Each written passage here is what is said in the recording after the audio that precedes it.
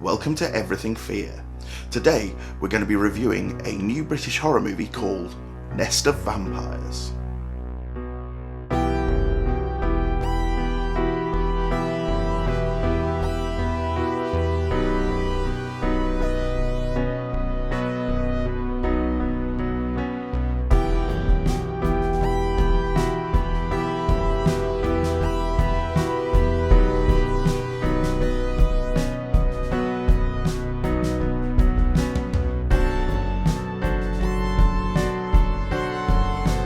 Hello and welcome to Everything Fear, your one-stop shop for all things horror. I'm Kit Tinsley. I'm a horror author, film academic and general horror geek. As I say, today I'm going to be reviewing a new British horror movie called Nest of Vampires, directed by Chris Sanders.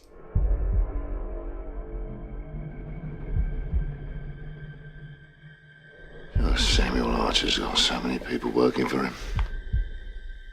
His web covers the globe. He's even got links to the FBI. I'm gonna find my daughter, Edward. I'm gonna be able to look them in the eyes.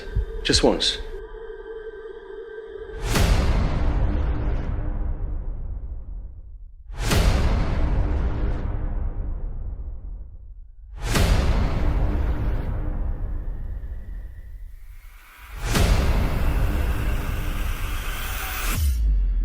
Oh, this could be fun.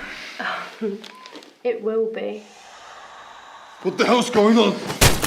Nest of Vampires is the debut feature of British filmmaker Chris Sanders. The film is a hybrid horror thriller. When MI5 agent Kit Valentine's wife is murdered and his daughter kidnapped by human traffickers, he vows that he will get her back and kill her captors. A web of intrigue ensues with the traffickers, Satanists and vampires thrown into the mix. Twists and turns lead to a dramatic showdown between Kit and his target.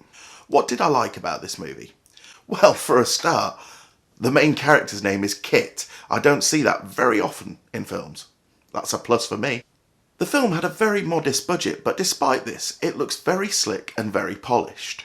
There's some great cinematography and the lighting is really good in this movie. The lighting really helps to convey this sort of noir-esque quality that the film is going for. For the most part, the acting in this film is really good, particularly from Tom Fairfoot, who plays Kit Valentine. He's got a really strong presence that makes him really suit this role. The writing is very solid, it's got some great dialogue, and it paces its reveals really well, with each new secret being revealed slowly throughout the film. There's a special effect early on in the movie where a guy is strangling a woman with such force that jets of blood actually shoot out of her eyes and her nostrils. And this looks amazing. It's not something I've seen before. It doesn't look over the top.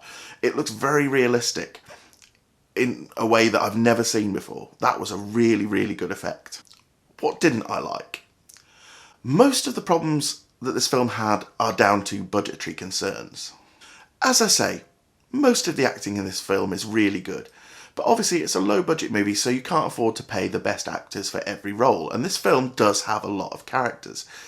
Some of the acting isn't quite as good as some of the other acting, and in those scenes it can really take you out of it and be a bit distracting.